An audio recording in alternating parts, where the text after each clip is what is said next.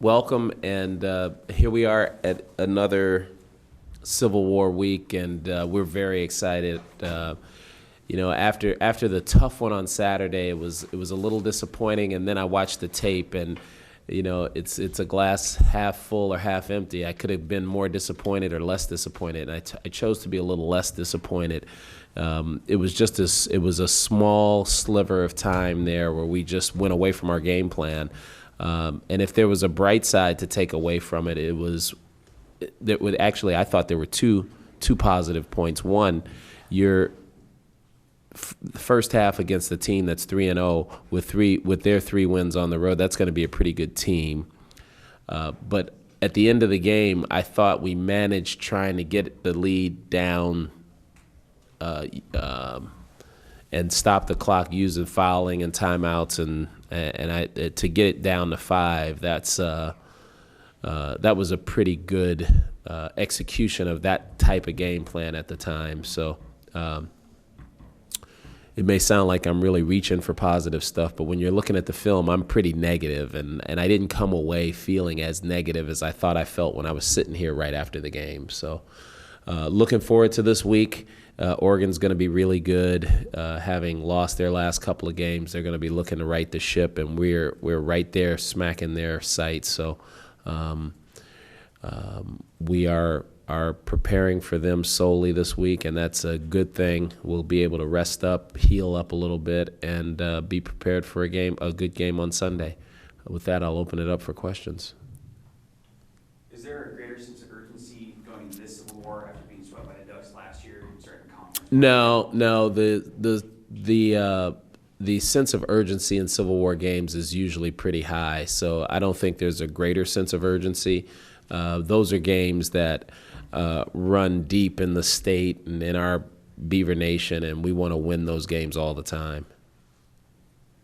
Besides, being replaced in the starting lineup, Collier's production has significantly tailed off. What do you guys need to do to get him going again? I think it's more of what he needs to do. And it's interesting you bring that up because he stopped by and saw me yesterday and wanted to talk about what he could do to play better. So that's the first sign right there. He realizes he's not playing well. And I think this doesn't have anything to do with the starting or not starting. He's just got to play well. And in order to play well, you got to get into the gym more often and work on your craft and get better. So he started that process, and Devon has had a couple of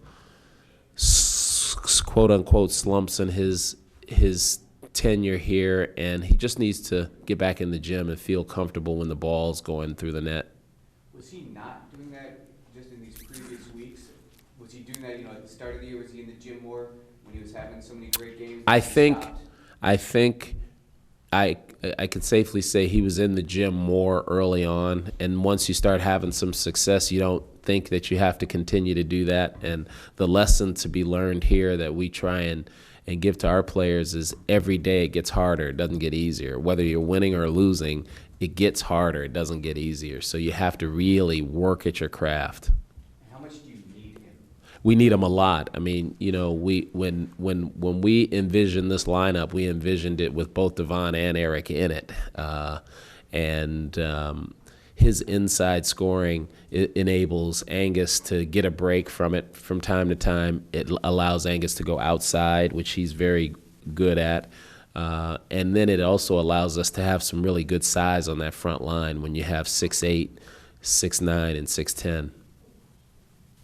Obviously, at the start of the season, he was really motivated, wanted to kind of atone for, the suspension and everything. Do you think he just kind of got comfortable?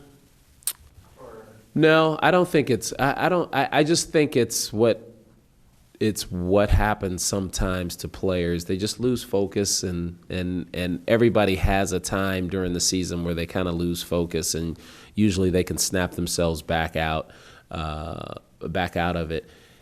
In this case, Eric coming back sort of simultaneously with him sort of dropping off, because I think it was starting before Eric was even starting to play, and maybe it had something to do with it, but I just think that he just kind of lost focus when we were in Hawaii, and now he's got to pick it back up.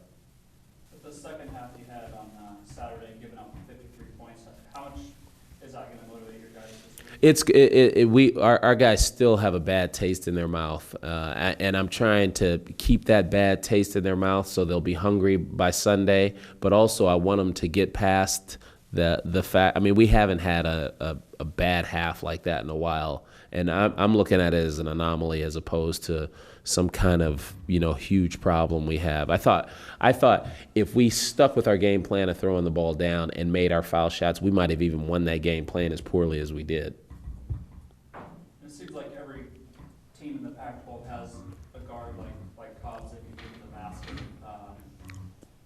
Is that part of a bigger problem for your team? No, because we've played other teams that have guards that can get to the basket, and we've defended them pretty well. And we've won games in spite of the fact that those guards have played well. So I don't want to make it a bigger problem than it is. We just have to play a complete game overall, and if we do that, we have a chance of winning each game that we play that way. Dana Altman has kind of bemoaned the Ducks' lack of a rim protector, is what he calls it. Does that kind of play to your strengths in some way with both Eric defensively and just offensively? Do you feel like you'll have an advantage inside against Oregon this week?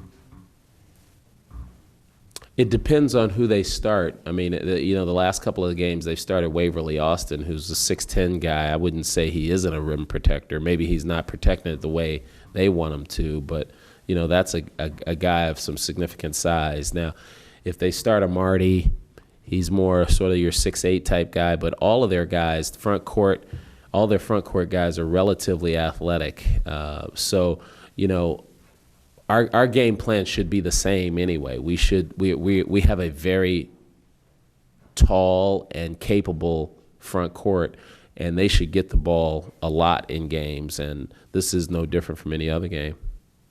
I think you played 13 guys in the first half against Cal. Are you kind of continuing to have that type of rotation? No, the last minute and a half, I threw some guys in because I was worried about the way the fouls are being called, and I couldn't tell if somebody bumped into a guy if they were going to pick up a second foul or a third foul. So I went with a group that I thought could, absorb some fouls without it costing us in the second half. Do you Yeah. have kind of an ideal number of a rotation? Yeah, the rotation that I have when we win games is the ideal number. No, I don't. I'm being kind of facetious, but I think as you get closer to the end of the season, you want to be at 8 or 9, but we're not there yet. I mean, I think our small forward position is not up for grabs. I think Langston's doing a great job starting out there, but his substitution there is different for each situation right now. We don't have a clear-cut substitution at that position yet. But other than that, we have one guy for every other position. In all four conference games, your team's been able to shoot over 500 on three-pointers. Are there any factors that kind of stick out that you point to there? As opposed to earlier in the season, Yeah, what has allowed you guys to shoot so well from three-pointers? I think there are two things. One, we practice them, and this year, the second thing is this year we're much better at having the guys who can make them take more of them and the guys who can't make them take fewer of them. And that may sound sort of flip, but last year we were askew from that standpoint. We had guys who thought they should be taking them, taking more, and guys who should be taking more weren't taking as many as they should. So if you can be efficient in your sort of population of that statistic, you have an opportunity to shoot the ball really well. A third thing, and without, I mean, it's not like it's a big secret, but we're not. It's very rare. I mean, Roberto has sort of a carte blanche to do it, but we stopped coming down, making one pass, and taking a three. That we did a lot last year, and and that's what we did in the second half. Of having said that, that's what we did in the second half against Cal, and that's like helps jumpstart their offense going in the other direction. Kind of going over the film with Did you go over with that first half just as much as the second half? No. Sometimes there's a need to build them up and show them some positive things, and this was a sort of let's look at the ugly stuff and fix it and worry about fixing that. We know how to play when we're going well, and it's mostly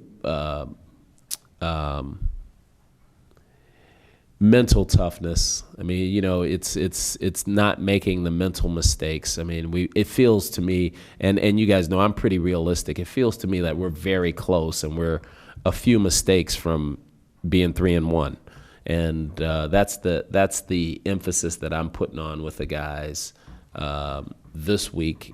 And but there are times when you want to show them really good stuff, but now's not the time. Coach, when you were watching House back in high school, do you remember what your first impression of him was, or how you thought he would translate? When I first saw Hallis play was in a summer tournament with his AAU team, and I went to see it's just typically what happens. You go to see some other guy, and then you see another kid, and you say, "Hey, who's that guy?" So that's what happened with Hallis. I'm watching another kid play, and I'm thinking, he's not bad, but I like that guard over there because he's, what's the word people like, rangy. So long, he's long, but he's not a tall, it's not like he's 6'7" or anything, but he's a long guard. He's got long arms, long legs, short shrunk. That was the first thing I noticed, and he moved like a basketball player. Like his movements sort of it was as if he knew what was going to happen before it happened. It's hard to explain, but you played.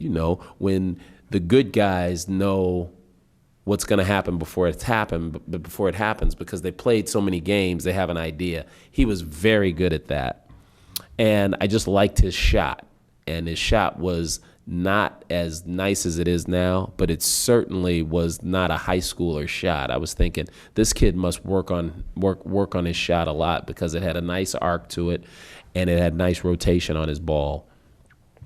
And then and that was it. And I sent a text to my assistants, and said, "Hey, I'm watching this kid, but there's another one over here. Can you take a look, see what his situation is?" And it came back, and he was getting recruited by some sort of high mid-majors, but no high majors yet. And, I started following him around and saw a little bit more of him. And then I saw him in an all-star game with a bunch of high major recruits, one of those things. And I was sure he was going to shoot the ball well enough to start getting recruited by a bunch of high major guys. And he, of course, he did. And we just held on for dear life and tried to get him to come out here. Oh, yeah, but I'm not telling you who it is. Have you met? Nice try. Have I met who? Joe Hahn, the guy you talked about, who's his trainer. Oh, yeah, he came out, actually, to the Quinnipiac game. So that was actually the first time I'd met him face-to-face, but I had known of him. As you guys are getting to know, Hallis spends a lot of time in the gym. I mean, he's over there now before he has to go to class. Or actually, he just finished class before he has to lift. He'll probably get up 300, 400 shots, 400 makes before he goes to lift, and then he'll come back in at practice. But when Hallis was in high school, he's not as prolific tweeter as Jamal Reed, but he always tweets when he goes to the gym. It's exciting for him. So I was able to keep tabs on him going to the gym all summer long. So he has not gotten where he is by accident at all. It's all hard work. Have you seen the fake Twitter account that Hallis got, or someone made of him that he keeps on retweeting? Have you seen that? I have not. Should I see it or?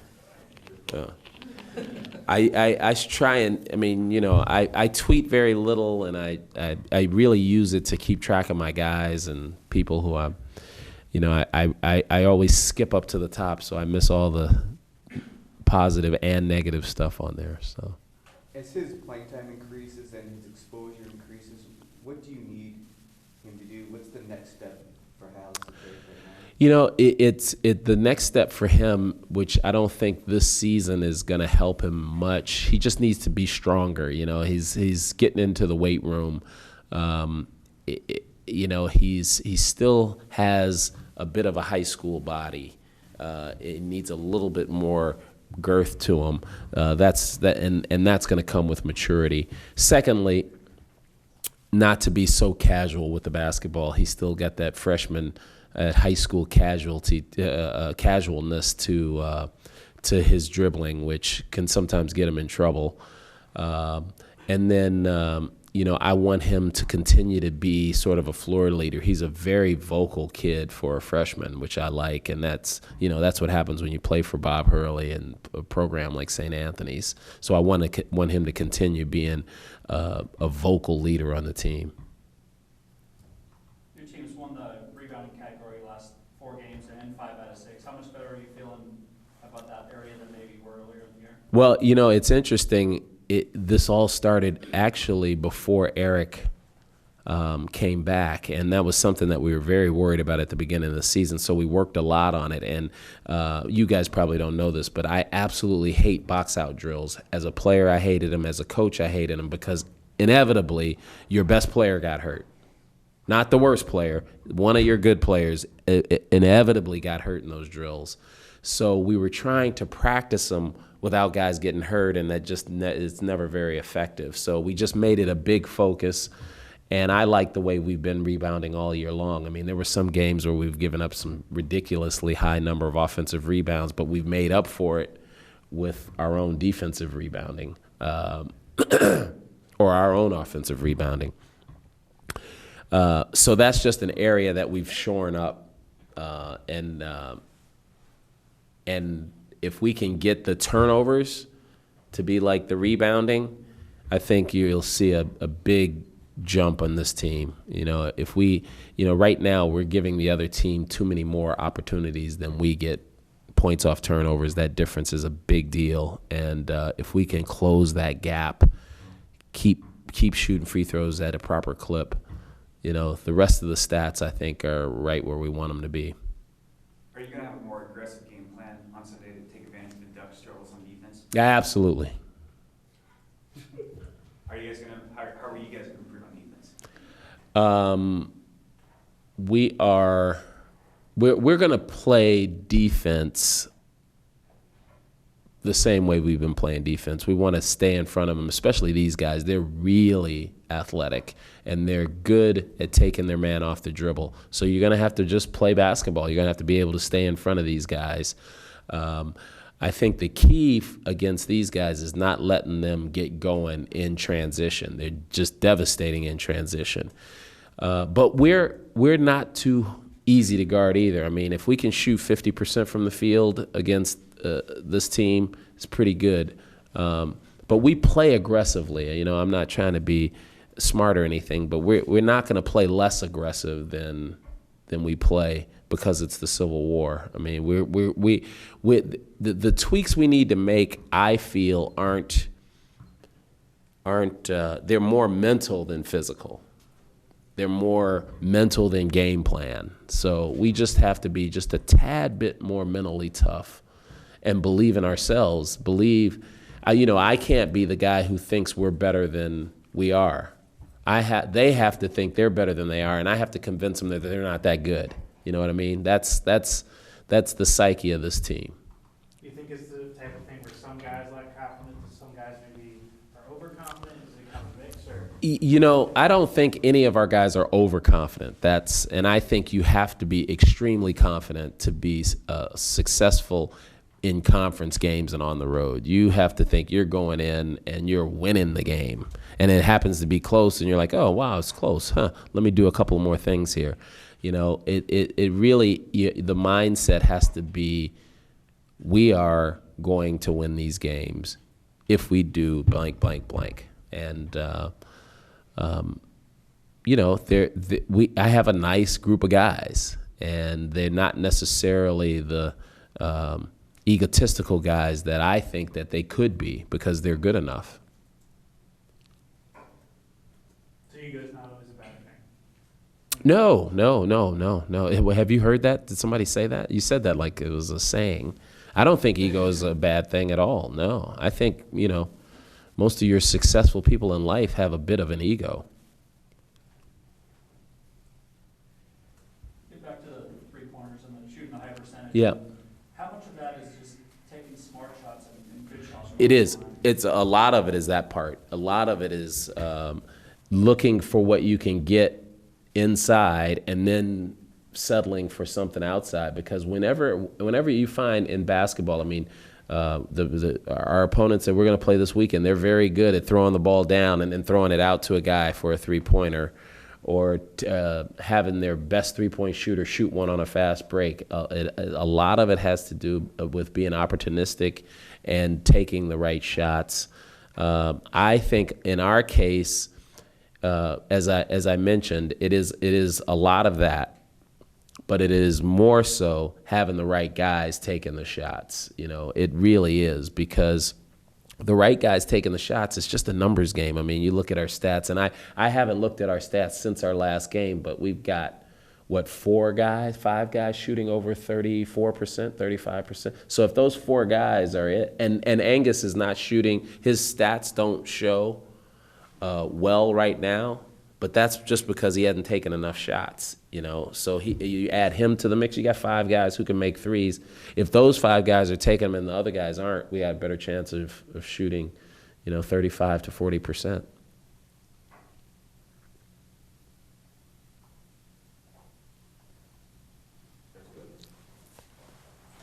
Mike, nothing? Well, actually, yes. I thought so. Thank you. Thanks for waiting. Not because you have this opponent coming up, but do you think the transfer rules and graduate transfer rules and all of that need any sort of addressing or tweaking by the NCAA? They do, and not because we're playing. I know what you mean by this opponent. I think it's just too easy for guys to transfer, and not just. I mean, we've been very fortunate. We've had 2 transfers, Chris Brown and Ahmad Stark, since in the 5.5 years now that I've been here. But the rule for being able to transfer and play right away after you graduate, that's a tough rule, because a lot of coaches like myself and people around the country spend time developing, you know, the programs that can't recruit the blue chip guys. They do their homework, they find a guy, they develop him into a really good player, he sits out a year, and then he graduates, and then he takes his talents and moves on to a bigger program, and you've done all the work. That seems a bit unfair. So it'd be nice if they could fix that rule a bit. But just to show that I'm even-handed, I think that the rules are, when a coach leaves, a kid should be able to leave. And it's interesting. I think the NCAA is moving more toward that.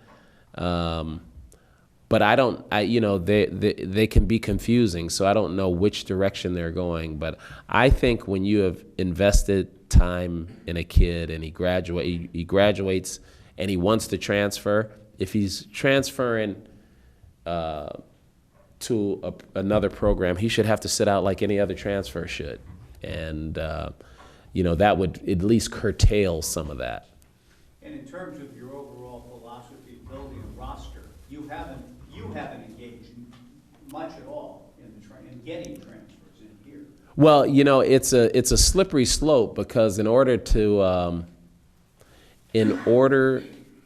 because technically I'm not allowed to talk to a guy until he gets his release. But these situations are handled well before that. So, if I'm following the letter of the law, I'm going to be late anyway. So, I mean, we're usually late to the game. But we've been building our roster from the bottom up since I got here. I mean, next year when we get Gary Payton, he'll be the first junior college kid that we've had here.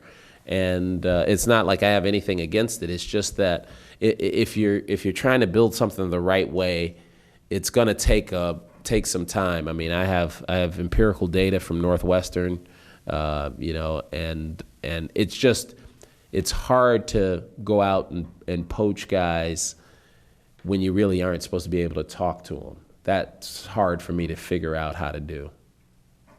I assume you're referring to across the board? In every sport, do you believe that it should be like this? Well, I think basketball is the only one where you can transfer after you've graduated and play. I don't know. Can you do it in football too? You can do it in track. You can do it in track? Yeah, see, I didn't know that, but yeah, it should be like that for everybody then. And the other rule that I didn't talk about, Mike, and I was on this fence before Ahmad, so this doesn't have anything to do with Ahmad, but I always said that if you're transferring back home to be near a loved one, the NCAA has a set sort of radius that you can live in and play right away. So if you live within 80 miles of the school that you're transferring to for purpose of being home with a sick loved one, you can play right away. So if you pick a school that's 81 miles out of that, you have to sit out a year. Pretty clear cut. And what's been happening is they've been sort of picking and choosing that distance. And if the school that the kid transfers from is okay with it, then the NCAA is okay with it, him playing right away. I have always said that I look at, and you guys probably don't remember this kid, Kevin Coble, who I recruited to Northwestern. He's a very good scorer, prolific scorer in the Big Ten. His mom contracted breast cancer while he was playing, and he stopped, went home, went to chemo with her, didn't play, and then came back and had all his eligibility left. That's what I mean. If you want to go home and be with a sick parent, I think you should do that, and then you should be able to come back to school and have all your eligibility that you had remaining intact. And I am now off my soapbox, Mike. Thanks. All right. Great. Thanks. See you Sunday.